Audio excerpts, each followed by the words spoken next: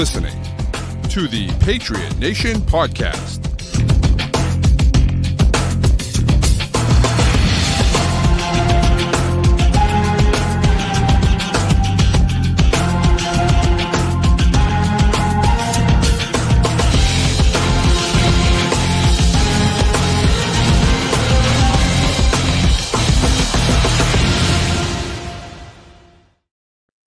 Hey, welcome into another edition of the Patriot Nation Podcast. As always, your guy, Pat Lane, here with my man, Matt St. Jean. And of course, the Patriot Nation Podcast is a proud member of the CLNS group of podcasts. Make sure you get on and download and subscribe to all of those channels to get great Patriots and other content as well. There's Patriots, there's Bruins, there's Celtics, there's Red Sox, there's everything you can imagine on there. So make sure you check out CLNS and get on there. But for tonight, it's me, Pat, with my guy, Matt, and we're back in 2025. We're done with our, reliving the past successes of the Patriots, and now we're back to questioning what the 2025 team is going to look like. Yeah, I had to refresh myself on the roster. Where's Deion Branch? Where's Exactly, Daniel Graham? Right. What happened to them? Yep. Just saw them. Yeah, no, that's all the research about obviously some of those guys we knew very well. Some of them maybe not so much. Some of them we hadn't seen in a long time, and so it was fun to go back. But now, as we kind of get back into the swing of things, it is fun to go back and take a look at what this roster holds, and a lot of question marks on this roster, but some in a good way, I think. I agree. Going back to the series we just did for 1 second, there are a lot of names that it's easy to forget from the 03 and 04 Patriots just because so many guys played for them.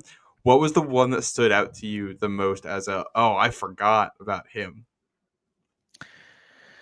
Oh, boy. There's so many of them. Who's the white Kevin Casper was a guy that I was like, Kevin Casper, bro, what was that? Who, it was fun to see some of those names. And Kevin Casper was a guy that I remember being on the team, but was there for 2 weeks. You know what I mean? Yeah, he had a cup of coffee. Yeah. I'm trying to think of who else. I don't know. A lot of those guys I remember, I distinctly remember being on the team. It's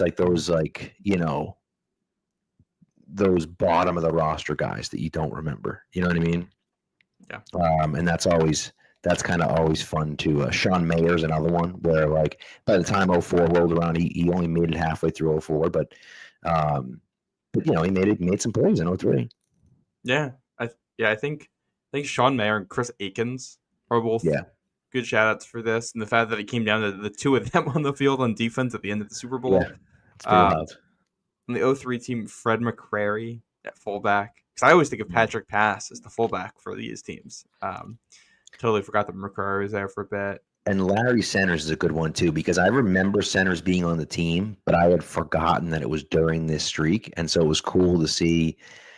I mean, he still, I believe, has the most catches ever by a fullback in NFL history. So, to have the most prolific fullback receiver ever on your team is pretty cool. He didn't really do much to the Patriots towards the end of his career, but nevertheless. Yeah. I think the one other guy for me, too, who are hitting the running back room is Robbie Abdullah. Yeah. Yeah, because my dad got me the Super Bowl 39 top set or whatever it was back in the day, and it had I think it came with 53 cards. I think it was a card for every guy that was on the roster for the Super Bowl, plus I think an additional one that's just a team photo. And I remember seeing Robbie Abdullah in there, and it was who is this guy? And then I probably last saw that when I first opened that pack in 2005, and I have not thought of that name until last week or 2 weeks. I know, right? It's pretty wild. My dad texted me, and I agree with him, and we kind of have talked about this a little bit, but how impactful Bethel Johnson was during that stretch. Obviously, as we've talked about, didn't last here, and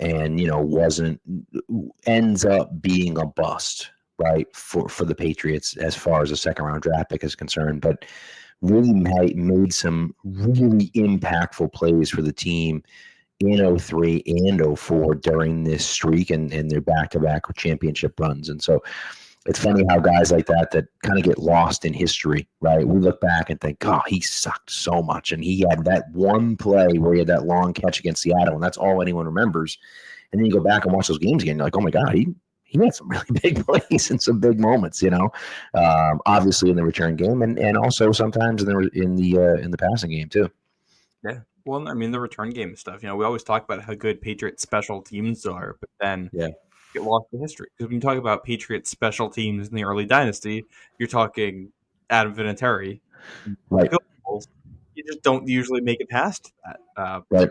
But like their kickoff return and punt return units, some real great moments. I mean, it didn't end up leading to points. We didn't really talk about it. Super Bowl 38, first possession for the Patriots, starts in Carolina territory because you get a big return from Troy Brown, who is another special teams guy who was huge in the postseason for them going back to 01.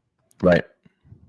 Yeah, the punt return for touchdown against the Steelers, and obviously recovered. Didn't score the touchdown, but recovered the blocked kick against Steelers as well, and then pitched off to Antoine Harris. So, yeah. So, anyways, all right. Let's get into. Jack said that. So it was an awesome series. We appreciate you tuning in, Jack. Thad checking in, saying hello. What's up, Thad? Let's get going. Let's get back into 2025. We're gonna go through today and look at some position battles specifically that we want to focus on, that we're really intrigued with, kind of leading into training camp. And I'm going to start with mine. It's my number one. It's the one that I think might be the most important for what the Patriots are doing. I think the most important player might be Will Campbell, but that's not what I'm looking at, because that's not a position battle. That's Will Campbell's job. If he loses that job, things have gone horribly wrong. So he's going to be starting left tackle. But the guy next to him is the guy that I'm really interested in. It's that left guard position. Is it going to be Cole Strange? Is it going to be Sidney So? Is it going to be Tyrese Robinson, right? Is it going to be Loden Robinson? Is it going to be Jared Wilson, right? Like, I don't know who's going to play that left guard spot. I don't think that they know who's going to play that left guard spot either. And that one, to me, is really interesting. I'm really fascinated to see how that turns out. I do think we have some young players there, but every single one of them is a question mark, and that really is that's the one I'm most interested in seeing. Yeah, and I think the leader for that right now has to be Cole Strange, but there's so many different ways that this can play out, in positive and negative ways, because there's a world where it's Will Campbell is the guy who ends up winning this battle, which I don't like, barring something crazy happening with Vidarian Love blossoming into a franchise left tackle, and you just have to move Campbell to guard. I think that would be a disappointing outcome. And it could be, Cole Strange returning to first round form, Sidney So finding something like Robinson, like you mentioned, Jared Wilson. There's a lot of guys in that second tier of this offensive line room who you could convince yourself could be a good player in the NFL if things work out for them. They're all going to get a shot at that position. Yeah. And I think that's why it's so fascinating. I think Loden Robinson showed some things last year. I don't know if he's necessarily ready to be the guy. I don't know if he can be the guy, but he showed some things. He is a powerful run blocker. He's just not good in the passing game. And so, you put him next to Will Campbell and you feel good about, I don't know how good you feel about it. That's what we said about Sidney So. How we're talking about Loden Robinson now is how we're talking about Sidney So last year, played well, points, but still some real weaknesses in the game. So much of what happens here is going to be about how these guys mesh with this particular coaching staff and, if they're able to get through. Because I think Robinson and So have the talent to be a starting guard. I don't really think that's a question. It's just fine-tuning their skills and their awareness on the field. That's why you brought in these coaches, because you think that they can get the best out of these players. And I think left guard is one of the obvious spots on the roster where having better coaches can improve that, because you just, even if the guy's not that great of a player, if he's just not making the same mental mistakes, they've been getting out of that position for like 2-3 years now, you're going to be a lot better than you were. Very, very true. And Thad and Jack both mentioned Jack Conley, who did not talk about UDFA out of BC. He's 6'7". He really profiles more as a tackle, but I just don't think that he has the skills to play tackle in the NFL. And so I think they're going to give him a look at guard. I don't know if he's the guy to play guard. Certainly not to start as a rookie, but you never know. That could happen. And so, we'll kind of see how that plays out. He'll be thrown into the mix. I think he's going to get a chance as well. I think Jared Wilson should stay at center. I don't think he should play guard. I think if he can't beat out Garrett Bradbury at center, it just means he's not ready yet.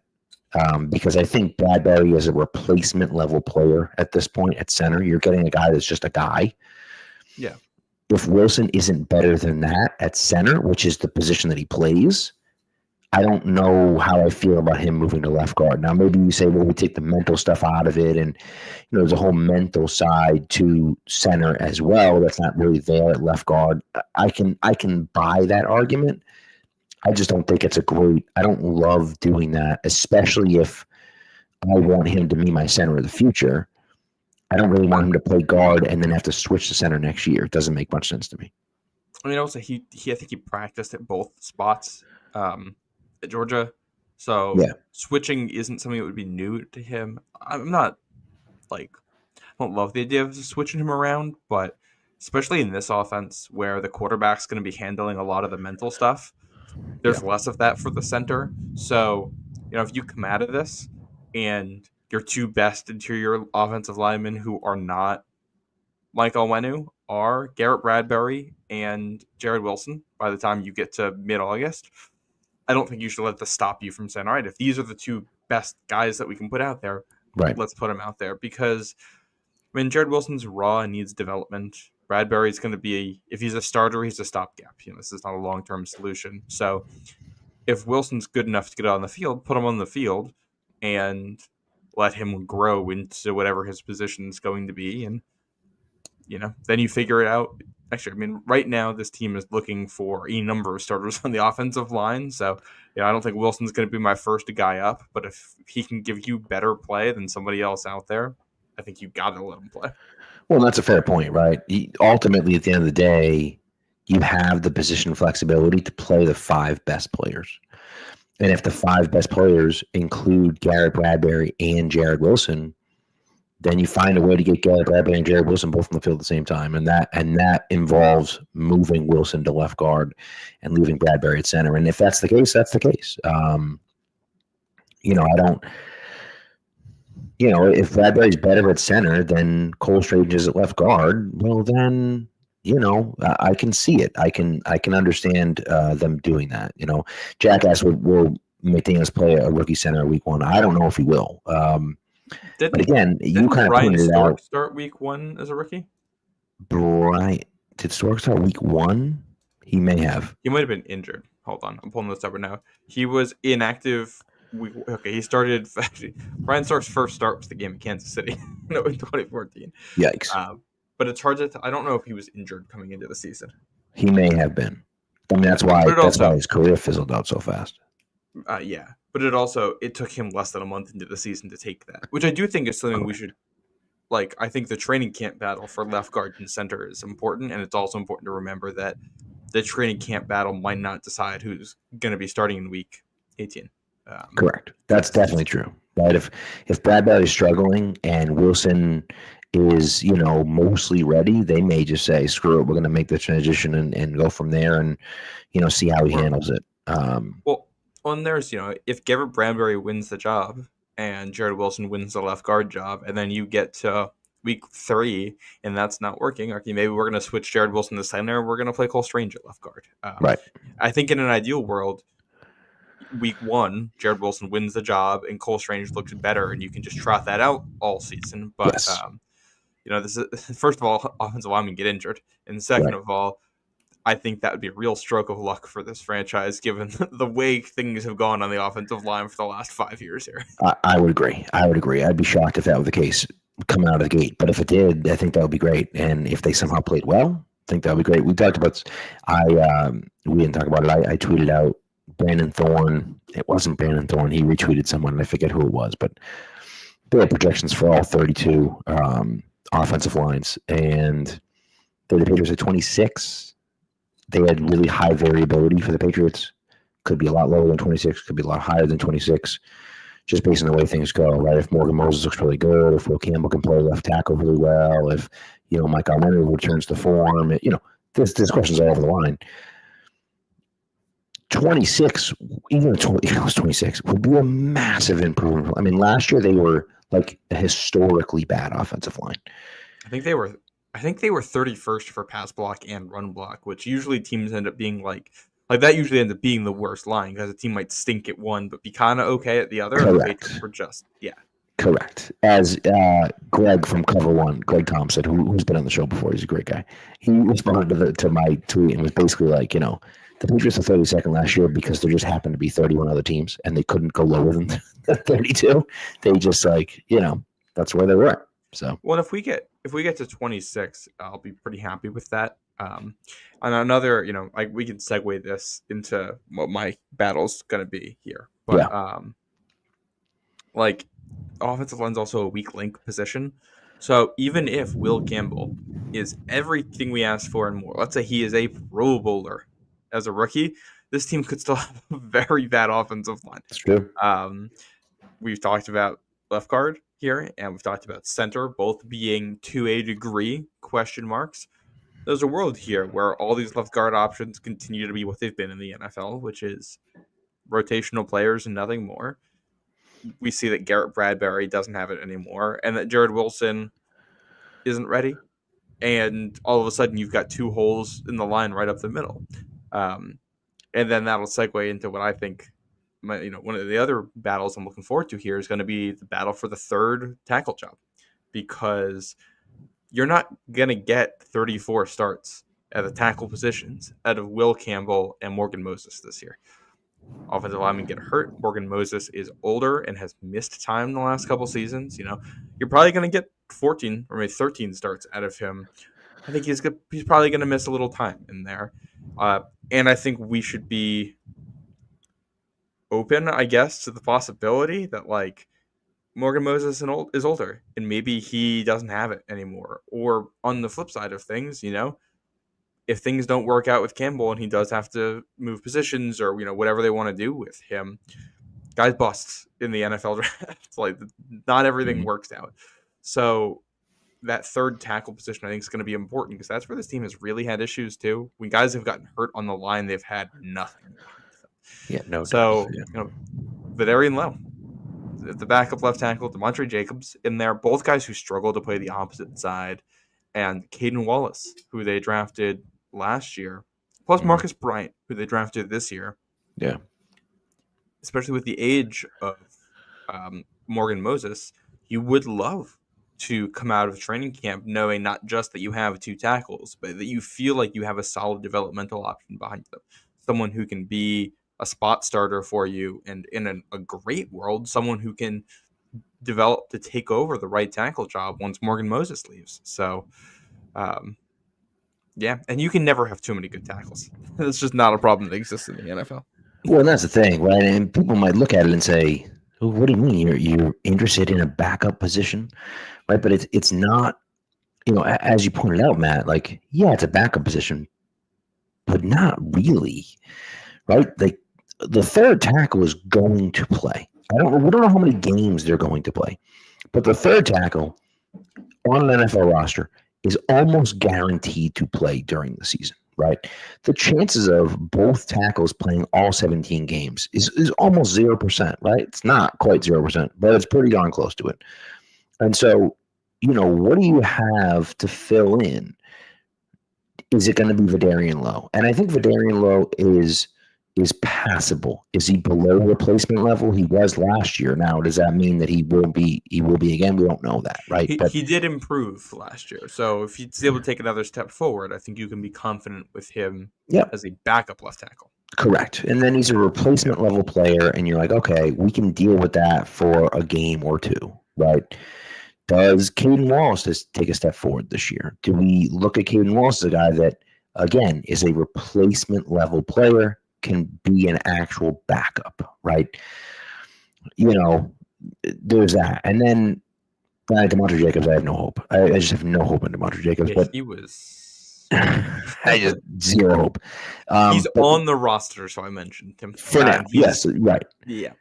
And Marcus Bryant, to me, is an interesting case. Marcus Bryant's a guy that,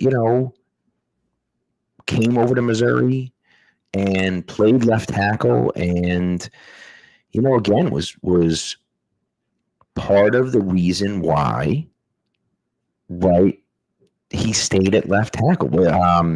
What's his name, stayed at right tackle. I ended up in New York. I'm blanking on his name, for God's sakes. How are we doing this? We talked about him a million times. Months. Armin Membu.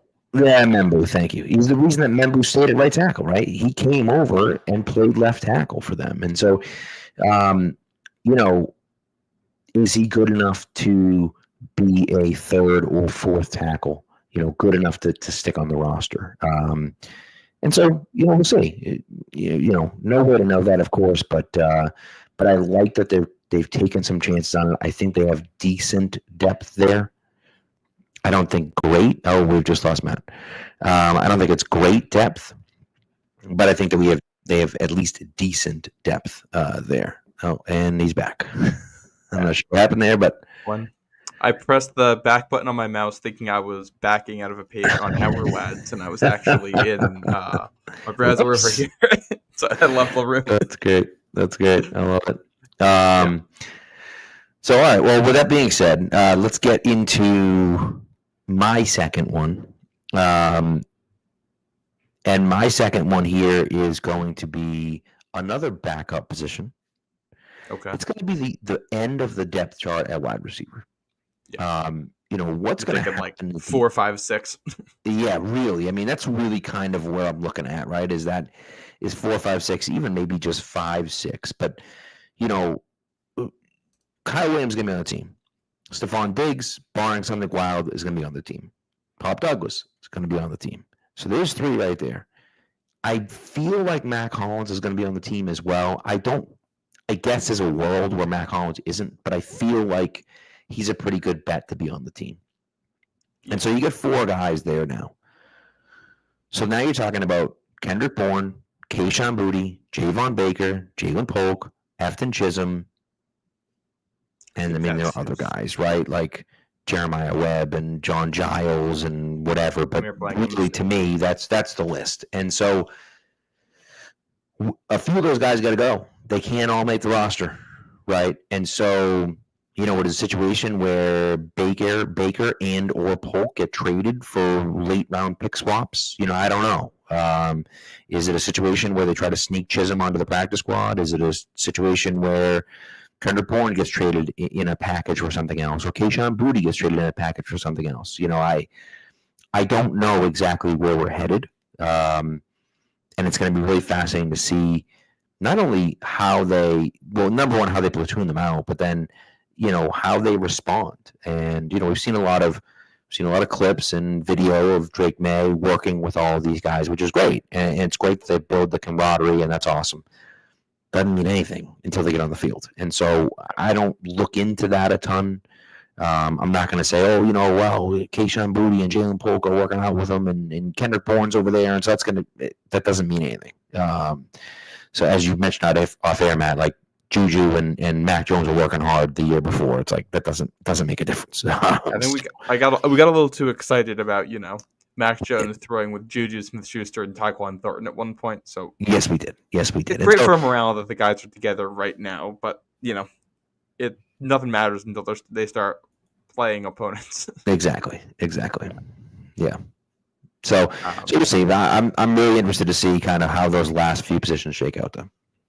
I want to add on to this too, because this is a massive battle, and I think it's not just about who takes these spots, but how often they're even going to be in the rotation. This I think you look at this New England offense. First of all, they have a 2 tight end package that we know works. That was the best thing they did on offense last year was the stuff, with Hooper and Henry and May and that connection.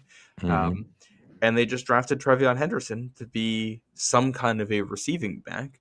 He is someone who is surprisingly good as a blocker, not just as like a pass blocker, but as a run blocker and as a lead blocker and things like that. So that opens you up to more versatile 2-back sets, with Antonio Gibson maybe in there or Ramondre Stevenson in there maybe, which means that's less spots on the field to have a receiver. How many 3 receiver packages are we going to see this season? So then when you start getting down to these wide receiver 4, wide receiver 5, wide receiver 6 on the depth chart, all right, maybe Jalen Polk wins the last spot. Maybe Afton Chisholm wins the last spot. What does that mean when we get to week 6? Are these guys even active on game day?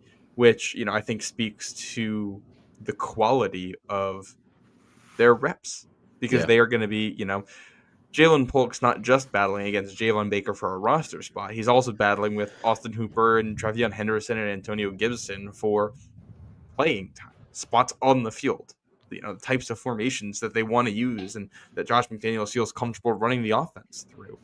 So, I think that'll be fascinating to see the whole offense develop around what personnel packages they want based on how that specific battle plays out.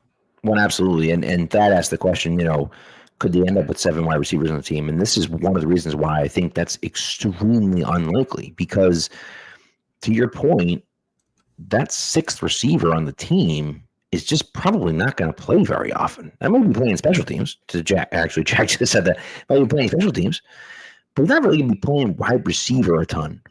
And so to use another roster spot on another guy that's probably not going to play on offense just doesn't really make a ton of sense when you could keep another offensive lineman if you like the depth that you have at offensive line. You could keep another cornerback if you like the depth that, in the secondary, or, Am I going to keep a fullback here? Because we're looking at 3 tight ends, and probably, good chance of 4 running backs plus a fullback. You might have fully loaded spots there. And all right, if you're going to run, 20% of your plays are going to have 2 tight ends, and another 10% of your plays are going to have a fullback, and maybe 5% of your plays are going to have 2 running backs on the field at the same time. All right, well, shoot. There goes like 40% of your offensive snaps right there. So now wide receivers are battling for, that 3rd receiver spot in the 60% of snaps left in the offense to be rotating into some of those in some personnel packages in some situations. Right. That's totally true. So I'd be surprised, by the way, if they kept 3 tight ends and a fullback. I wouldn't necessarily be surprised if they used 3 tight ends and a fullback, but at least for the initial 53-man roster, I'd be surprised if it included 3 tight ends and a running back and a fullback. I think part of this, I don't know how much we're going to get into these battles on here, but a lot of this is going to come down to like how the 3rd tight end battle plays out, how the 4th running back battle plays out, how good Lampy even ends up being at this point as an undrafted rookie. Right. So, maybe they just don't keep a fullback. Maybe they sign someone later. We'll see. I do remember Vrabel's Tennessee teams often keeping just 3 running backs. So I think there's a world where it's, 3 tight ends and then 4 backs, but your fullback is one of those 4. Right. Right. So, we'll see how that develops. But very, very excited for this receiver battle. And, I don't know if it's, maybe it does deserve time here. I think we should talk about the top end of it too. Yeah. Because we assume Stephon Diggs is taking one of these. But the spots next to him, Pop Douglas has shown he can be a good player in spurts. Kendrick Bourne, when healthy, has shown he can be a good player. Matt Collins has been, wide receiver 2, wide receiver 3 on playoff teams before. And Kyle Williams is someone you draft with the hope that he can be, a wide receiver 2 or 3 as a rookie. So whoever can win that, I think in particular the wide receiver 2 job, I think is going to be massive because if Diggs is in the slot, your wide receiver 2 is going to play outside more often. They're going to have a little bit of a blocking role. They're going to have to do a lot of different things in the offense. Kyle Williams could very well win that. Does he do it? Right. That's what it's going to come down to. So it's all going to come down to. So, and again, how do they play on the field? Once they get on the field, how do they play? What do they look like in the classroom? How committed are they in the weight room? Like all those things matter. And, when we're talking about a Vrabel run team. And so all that stuff matters, just like it did for Belichick. And so, it's not just going to be about what's on the field. Of course, it's going to be about what's on the field, but it's not just what's on the field. It's everything else, So we'll see. Yeah. All right, before we get into your second one, do you want to let's do an ad break and then we'll get into your second one here. All right. So this ad break, of course, for Prize Picks. Prize Picks is the best place to turn your sports knowledge into cash. With millions of members, Prize Picks has made daily fantasy sports accessible to all. Just pick more or less on at least 2 players for a shot to win up to 2,000 times your cash. Run your game all season long on Prize Picks. Now, again, as we mentioned on here before, basketball, hockey, they're done. But baseball is still going on. Women's basketball is still going on. Esports is always going on. And my favorite part about Prize Picks is that you can mix and match your lineup. So take a woman from the WNBA, take someone from Major League Baseball, and take someone from esports, and put them together. Put all those people together, right? And you can include all that in your lineup. Now, they do also do Venmo and Apple Pay and MasterCard. It allows for really quick deposits and withdrawals, makes things a lot easier. Talking 10, 15 minutes after after you win a lineup, after your lineup ends. Tuesdays. Every Tuesday is Taco Tuesday. And again, what they're going to do is they're going to discount several projections that are on the board, usually somewhere between 15 and 25%. I mean, come on now. There's also Flex Friday. Every single Friday is Flex Friday. You got to opt in and tap the checkbox in your lineup builder to make you eligible for the projected play. Choose squares from any game on the board. Any game on the board. Doesn't matter. Choose squares from any game on the board. If your lineup does not win, you get your net losses back in promo funds up to your promo limit as soon as the lineup settles. That's every Friday. Like, why wouldn't you do that? Okay. What you're going to do, download the app Prize Picks, put in the promo code CLNS. When you do that and you play your first $5 lineup, you're going to get $50 instantly. You don't have to win that lineup. You just have to play it. So again, download the app Prize Picks, put in the promo code CLNS. And when you do that, when you play your first $5 lineup, you will get $50 instantly. Prize Picks, run your game. All right. What is your second position battle that you're looking for? Give me Nickelback. Oh, and, yeah. You know what? I'll take the band too. Love me a little Nickelback.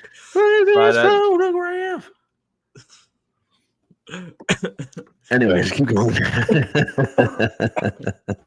Oh my goodness. No, Marcus Jones is a player who has been amazing in spurts for this team.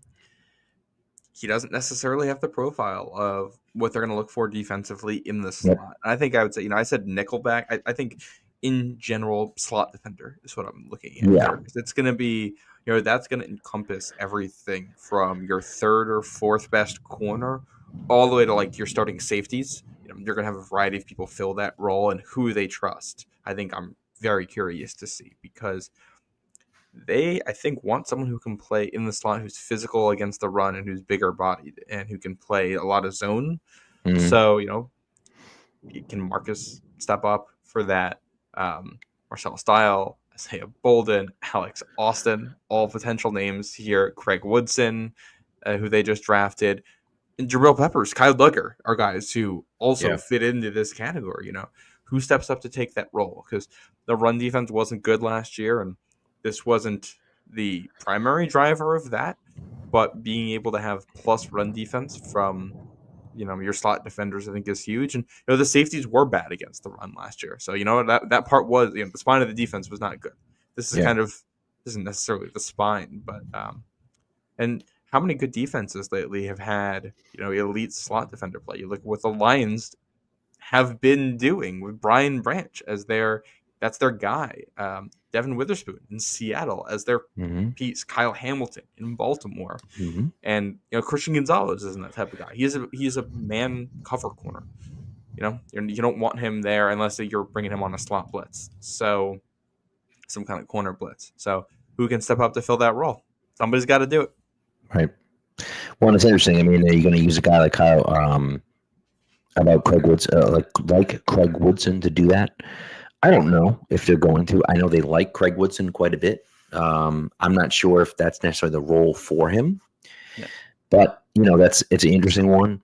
Marcus Jones is actually like a pretty darn good run defender. He's a really good tackler. He's aggressive. He's a hard hitting guy.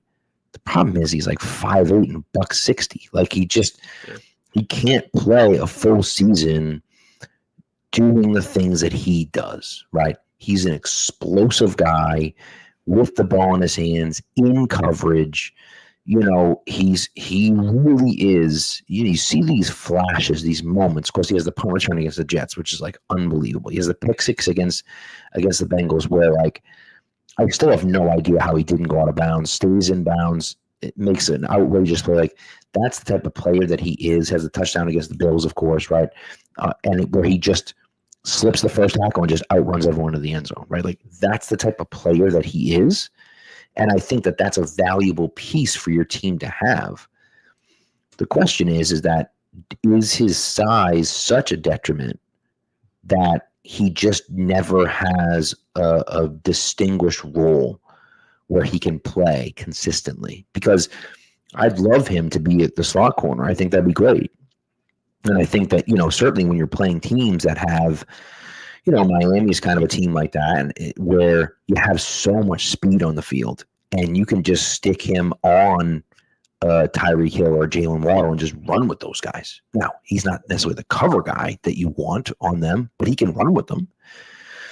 And so adding speed onto the defense, I think, is important. The problem is he's just not big enough to do that consistently, right? And so, how do you find other guys, and will he be the guy that sticks there? Will Isaiah Bolden take a step and really kind of show that he's a guy that is a bigger bodied guy that can play that nickel slot and, make those tackles and be hard hitting on the outside? And, I don't know. Marcellus Dyer is a guy that, he's not necessarily the biggest guy either, but we see what he does in special teams. He plays hard. He's a hard hitter. He's a good tackler. Like maybe he's the guy that steps into that role. I don't know. He's thin, but he's got some length to him. He's got long arms, which show up in special teams. He's a good tackler. So, he might be someone they like there. What I mentioned? I mentioned Craig Woodson before here too, because, and I'll mention Jalen Hawkins, like Marcus Epps here. If one of those guys can turn into a free safety for you, then that frees up Peppers and Duggar to play more in the slot role. So, if you have someone you trust as a free safety, then maybe you just play a lot of three safety defense. And your answer to this question is, Peppers and Duggar on both sides, and, you trust them if they're able to play better than what they have done at points the last couple of years. And I do think, part of this question is kind of an open question about some guys who have not played as well as we hoped they would recently, and hoping that they can find that again because they can be good in this role. I mean, we've seen Kyle Duggar be an animal at it before. Yeah. He obviously battled through injuries and lost McCourty next to him. So hopefully, everything going on now is right for him and they can work out. Yeah, and I'm sure it'll be some kind of a rotation this year. Also, I'll throw Del Pettis' name out there because he was good for them, at points when he played last year, and Well, even a guy like you feel like Alex Austin is more of an outside corner. Obviously Carlton Davis. And I would think Carlton Davis and Christian Gonzalez and Alex Austin were probably going to be outside corners. But then again, Carlton Davis is a bigger body guy. Like maybe he's the guy that's going to go there. You know what I mean? Like when he's a heady veteran, so like you could probably trust him there, and which I'd also bring into the Marcus Jones conversation. Marcus Jones is someone who he played outside corner in college. That's where he was at his best. So could you just play him at outside corner and bump Carlton Davis into the slot? Right. I think there's a lot of different ways that you can solve this puzzle on paper, and we won't really know until we start to see the team start to fit these pieces together the direction they want to go with it. Yeah, it's fascinating because even like, you mentioned Marcus, and of course, like, I mean, you can see, like, hello, I'm a big Marcus guy, obviously, right? But like, even against the Bengals a few years ago, right? He had T. Higgins blanketed all game long. Now, Higgins caught a few long passes on him because he just got up over him and caught the ball over his head. There's nothing you really do about that, right? But like, he had him covered all game and really did a pretty good job of shutting him out for the most part, except for some of those big plays. And of course, those big plays matter. But if you're not getting Joe Burrow, an elite quarterback, throwing it to T. Higgins, who is close to an elite level receiver, then maybe that's not going to happen, right? Not every team has T. Higgins as their number 2 wide receiver and Joe Burrow as a quarterback, right? So like, if you trust him to be that good of an outside corner, then maybe he can be that guy at outside corner for you at the number 2 spot.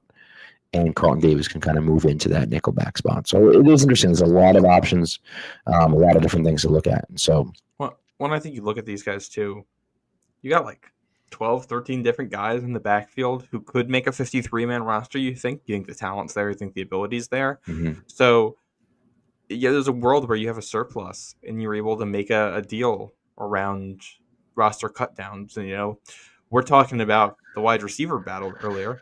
What happens if we get to camp and all these dudes just think, all right, well, we're going to cut them all, and maybe Marcus Jones doesn't win the battle, not because he doesn't play well, but because he's just not the fit you're looking for. All right, he's still on a cheap deal. He showed he can play. We're going to trade him at cut downs, and we're going to swap for a young wide receiver who's in a similar position, and you see if you can get something out of him. Right. Certainly could happen. And that's true of not just Marcus Jones, but a couple. I mean, we could list the whole secondary room. There's a lot basically. Of yeah, right. And it's a good problem to have. Having excess talent is a good problem to have. I don't think it's necessarily anything that I'd be worried about, but it is going to be interesting to see how it shakes out. Yeah. What's your next one? My next one is linebacker. And I'm kind of torn between inside linebacker and outside linebacker here. I'm going to stick with inside linebacker here. Outside linebacker to me kind of feels more like an edge rusher type of position. So I'm going to go with inside backer here. Robert Spillane, I assume, is going to be the guy, right? He's going to be kind of the top guy there. Christian Ellis, I thought, played a lot better than I was expecting last year. I thought Christian Ellis was really a special teams only guy. And he wasn't. He played pretty well. He might have been their best linebacker last year, which wasn't saying much, but nevertheless,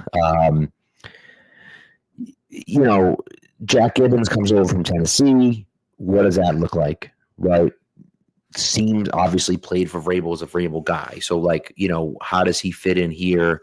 Marte Mapu and Jelani Tavai are both holdovers from, last year. Mapu just can't get on the field, can't stay healthy. When he's on the field is fine, but not special. And Jelani Tavai last year was just hot garbage last year. And he really needs, when he played next to Bentley, he played pretty well. He played actually, I want to say really well in 23, but he played a lot better than we expected him to in 23. Yeah. Bentley left. He tried to fill into that role, and it was a disaster. And so, I don't know if they're going to be asking for different things. Is that going to suit what he does best or not? I don't know. I don't know the answer to that question. I think probably no. But I suppose you never know. And so, is there a situation where Mapu fits what they like at linebacker? He's a little bit smaller. He's a little bit, slimmer. He has kind of that sideline to sideline speed. They like that at the linebacker spot. I said since the second they drafted him, I had said he is not an athletic advantage at safety. he is an athletic advantage at linebacker. He's a guy that's a tuner between linebacker and safety, and the league is getting smaller and faster. So it's an advantage to have him at linebacker because he's more athletic. But when we put him at safety, he's like, meh, he's kind of athletic, but he's not like freakishly athletic for a safety. He might be freakishly athletic for a linebacker. But he's not that for a safety. And so I never understood their insistence on leaving him at safety. It never made any sense to me. Maybe he just can't play linebacker. I don't know. Maybe they just looked at it and said that he just can't take on blocks and he can't play the linebacker position. And so therefore, any advantage that he has athletically is just moot because it makes no difference. But linebacker is also a position, it takes some developmental time to catch up. So I don't know. I always thought they seemed to give up on him there. Too quickly for my liking. And I do think, this position battle plays directly into the one we were just talking about slot defender, because, when you're trying to figure out who your 10th and 11th defenders on the field are for a situation, you're trying to find, the right balance between defending the run and defending the pass. Usually, in the kind of the slot outside of both tackle position. Like that's kind of what the area you're trying to figure out how to defend with those guys. And, do they trust Tavai for these spots? Do they trust Gibbons? Do they trust Ellis? Do they want to put Mapu out there? Or do they prefer Craig Woodson? Or do they prefer Marcus Jones?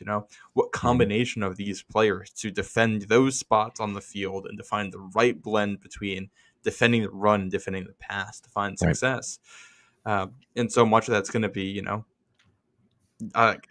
how well these players actually play, like not just within the position. Like maybe Tavai ends up being their second best linebacker, and maybe it doesn't matter because all the guys aren't good enough at it, and they're just going to play more defensive backs, or kind of how we were talking about the depth at wide receiver, playing off of the depth at tight end and running back, and just determining which players you want to put on the field.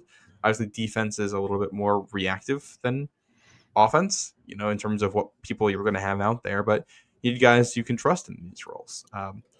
I'm very excited for that. I think, I want Mapu to work so bad because I loved that pick when it happened, and his Senior Bowl tape is so fun, so great. Some of those hits are incredible. Yeah. So if he can, it's almost felt like a confidence thing with him and just like a mental speed thing. So if he can get there, I think it can happen. But who knows if he does? Well, and that's ultimately what it comes down to, right? Is that like it would be awesome if it worked out, and then you'd look back and say, "Oh wow, that was a great pick." But I just can't. I can't imagine. Not that I can't imagine. I wouldn't be placing any bets that it's going to happen. It could happen. No. But at this point, he's so far into his career, just seems like a long shot. You know what I mean? I think you look at someone like Marty Mapu, and like, I think this speaks to how quickly things can change in the NFL. Like, we're talking about Zach Bond the same way last offseason, and he turned overnight into one of the best defenders in the NFL. So, when you look at someone who's a good athlete at a position like that is so mental, if things click for you at any point, all of a sudden you can go from being a C- level player to an A level player. It's just, that happens very rarely, and you need a good combination of coach finding a role with the guy finding it for themselves. I do like the scheme fit for Mapu better than I liked it the last 2 years. Yes. Well, not just the scheme fit, but also the coaching. And I know Belichick obviously is Belichick, right? But like, I didn't love his coaching staff at the end there. It wasn't great. Clearly they were all over the place. Obviously last year was a disaster. And so, you look at that and say, okay, well, now he walks into a position where you feel like they have a very specific role and type for the linebackers that they want. They want their linebackers to be these types of guys, and they went after those exact types of guys.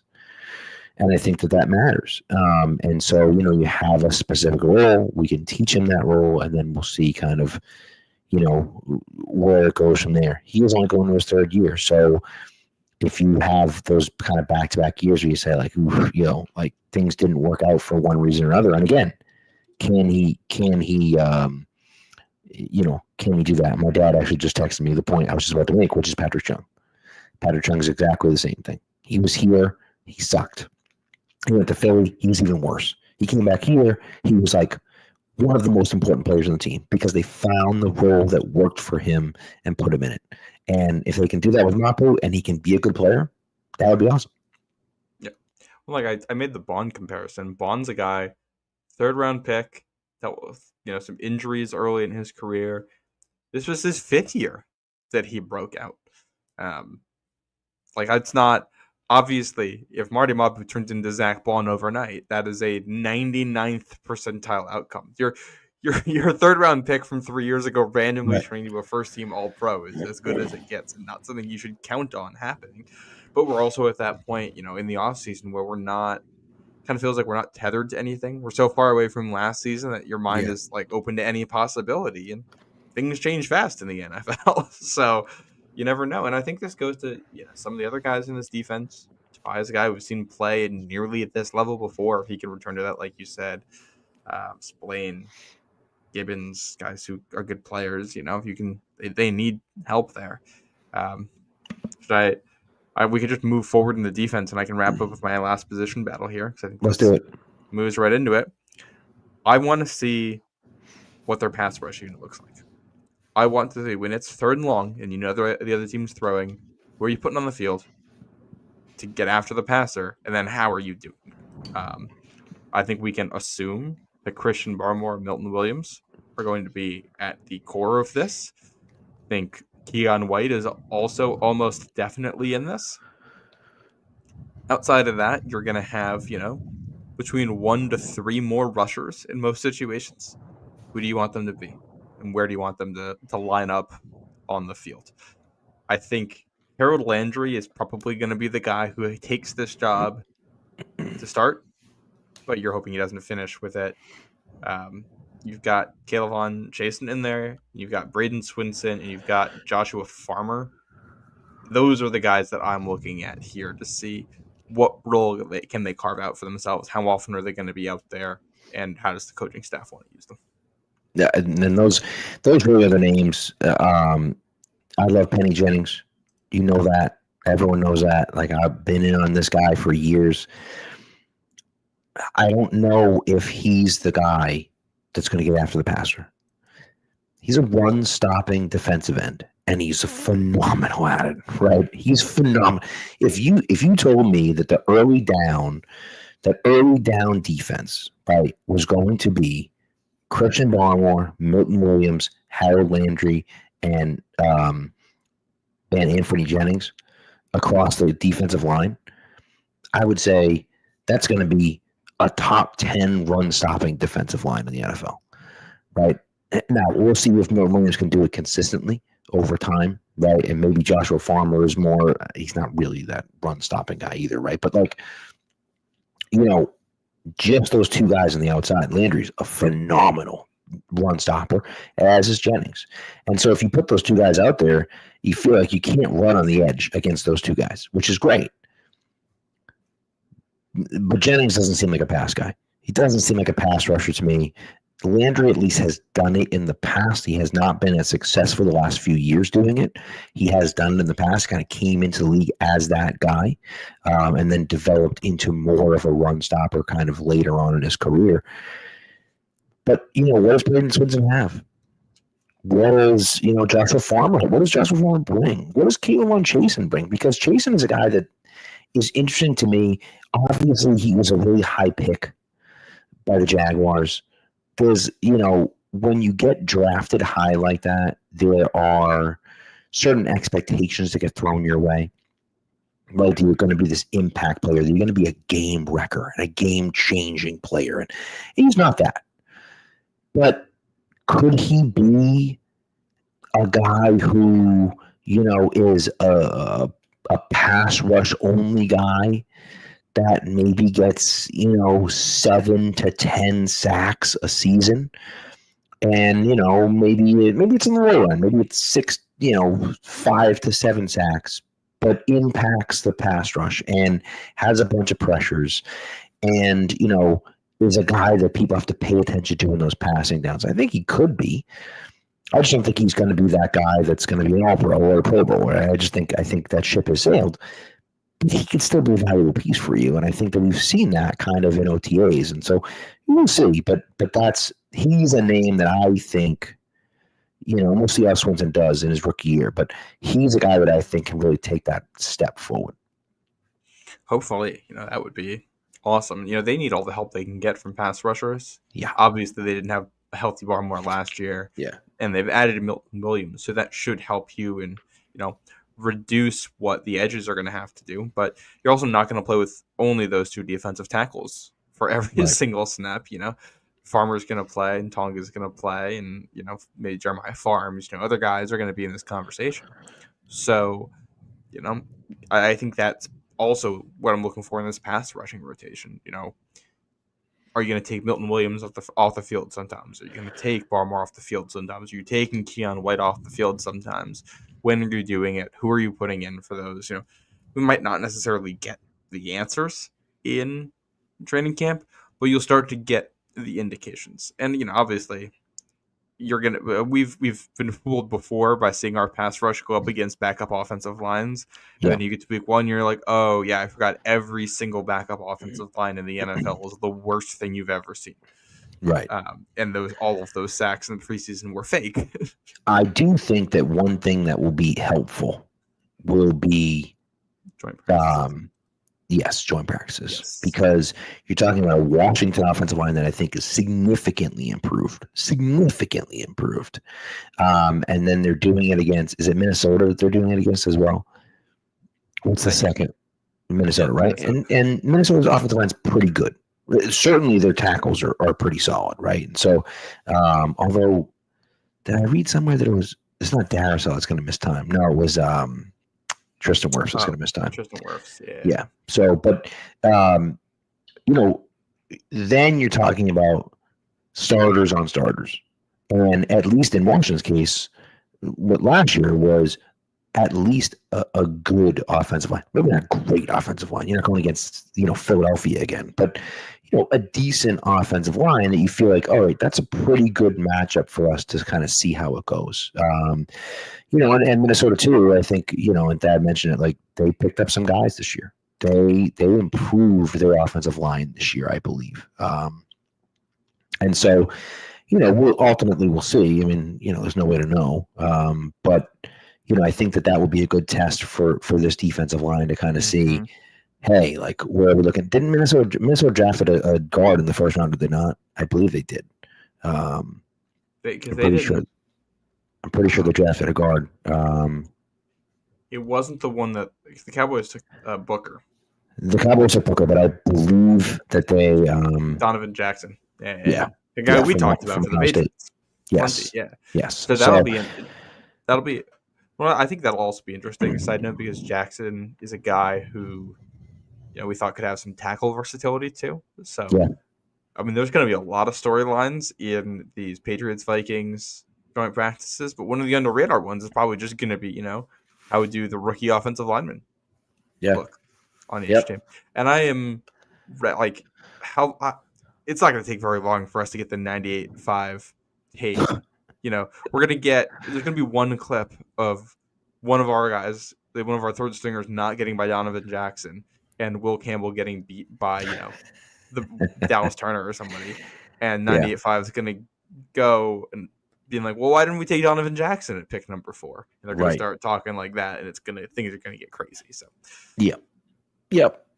I mean, it's just, listen, he's a rookie left tackle. He's going to lose at points. It's going to happen. It's guaranteed to happen.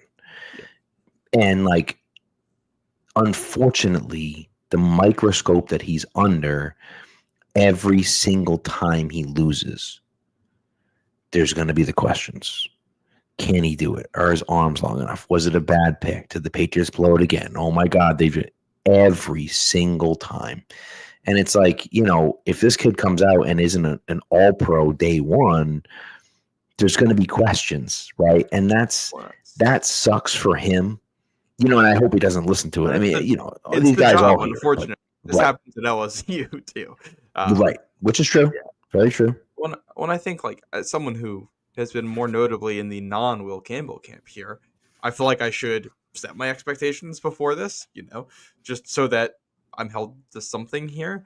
Like if he ends up being the 23rd best left tackle in the NFL this season, I think that's a good outcome. Right. That's better than what you had last year, and a lot of rookie offensive linemen aren't great. If he turns into a top 15 left tackle, amazing. I'm throwing confetti at that point. Yeah. I do think picks like this, typically you're gonna know sooner if it's bad than if it's good. But also if they're good, there's still probably gonna be the bad moments. So you have to thread that needle of not overreacting to the bad plays and the rookie mistakes that I'm sure are going to happen. But we probably won't know exactly how good Will Campbell's going to be until year 2, year 3. That's when we'll start to find out. Year 1's about figuring out if he can play in the NFL, and that's true for every single rookie. Up and down the roster, and the sample size for this when you're evaluating these guys, it's not one play. It's not one drive. It's not one half. It's not one game. It's a 17-game season. Right. And I do think one of the other lessons from the 03-04 Patriot series we saw a lot of good Patriots players have bad games in that stretch. Guys who are only known by one word right now, and that's champion. That's what you think when you think of them. You're not thinking about Daniel Graham dropping passes when you talk about him now, unless you go back and rewatch every single play. So, got to have some grace for these guys to have bad games because good players have bad games. Very true. That's a great point. So, is that it? Do we have anything else? We can do one bonus battle here, and that's going to be Andy Borregales against John Parker Romo. It's not a battle. I don't think that's really a battle, but there's another kicker on the roster. I assume that if Borregales is winning that, they're going to bring in a second kicker at some point just to take reps and have somebody else in case. So I would think, yeah. We'll throw a big bucket around kicker battle, in case things end up going south. I think that's something to keep an eye on. I mean, if I like his mentality. I like the way he's talked about it. I like how he's basically just said, like, hey, look, like, the weather is what the weather is. And I'm looking forward to, what I liked about what he said was not that the weather doesn't matter, because the weather does matter. And I think that he knows that, right? But the way he phrased it was he's looking forward to proving to everyone that he can kick in the elements and in the bad weather. And that, to me, is the mindset that he has to have. It's also not something that you can just fake. Like, you can't practice for it.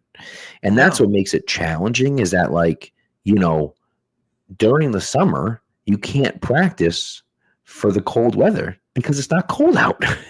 And so, like, it really kind of makes it interesting. And, you wonder, like, will Vrabel leave the balls in the freezer for a little while and then take them out to the practice field? Will, I don't know. Like, will he try to do some stupid crap like that to try to, like, get Borregales thinking about it? And I think that what I'm excited about for him is I genuinely think that he has it.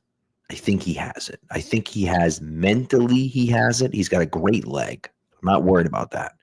But I think mentally he has it. And so that's what I'm hoping for. Quinn Nordine was the last kicker I was, like, actually excited about, only because he could kick it from a billion miles away, and it was awesome. He just had absolutely no idea where the ball was going. So, like, from that respect, you're like, all right, well, I understand why he didn't make the team. Borregales, I think, is accurate and has a great leg and has the mentality. So I'm hopeful that it's going to work. But we'll see. And as Dad points out, we have a rookie long snapper too. And so that makes a difference. Whole operation. Yeah. I think when you look at this, for Borregales, it almost has to go in phases. Phase 1 is kicking well enough when the weather's warm that you're still on the roster when the weather gets cold. Phase 2 is how you're able to handle the cold weather and kicking it. And then phase 3 is going to be how you make adjustments off of that. Because Right. if there are, if he kicks well and then has some issues in December, then all right, what lessons do you learn from that so the next season you can come back and try to make sure that doesn't happen? Because we've seen plenty of kickers take where he was in the draft, not make it through the end of year 2 with the team that drafted them. Very true. So with kickers, it can be month to month, even week to week. It's funny. I did just say the sample size for you is not one play; it's 17 games. But for kickers, it kind of isn't. Kickers are different. Yeah, and you know what? The biggest thing to me is it's all mental. And that's why I'm excited about Borregales, because I do believe that he has the mentality that you need. You see so many guys bounce. I mean, shoot, we had what's his name here from the Jets? Nick Folk. Nick Folk was bounced around the league. He couldn't find stable work. He'd been in the league forever, but he couldn't hang on with a team, and he stuck here for a few years because he finally, mentally, he was like, yeah, I'm good. And, until you have that mentality, it doesn't work. And so some guys, they lose confidence in themselves at their first stop, maybe at their second stop. And, but they have a good enough leg, they have good enough accuracy where they kind of hang around, and they hang around long enough that, they're able to finally prove themselves at a certain spot. And it works because they're more, they're good enough, and their mentality is where it needs to be. And so then you see guys that stick on the roster for years because of their mentality and because of how good they are. Gostowski and Deshaun Watson, who we won't talk about, but, and lots of other guys that were able to stick on that one team and kick for a good amount of time. Graham Gano, I think, was a guy that played for the Giants forever, feels like. I don't know if Graham Gano was actually drafted by the Giants, but nevertheless, stuck on the Giants for a long time. Graham Gano is like a Panther, I think. I don't even remember. I was going to say, I thought Graham Gano was a Panther at one point too, but either way, he was in the Giants for a long time. And so whether that was the team he drafted by or not or whatever, you know what I mean? Well, and I'll throw another name out here too. Jake Elliott, someone drafted by the Bengals, does not make their team out of camp. Goes on to be one of the best kickers in the NFL. Part of this camp battle is hoping that guys the Patriots have evaluating them are doing a good job and make their correct decisions with it. Absolutely. Robbie Gould, another one.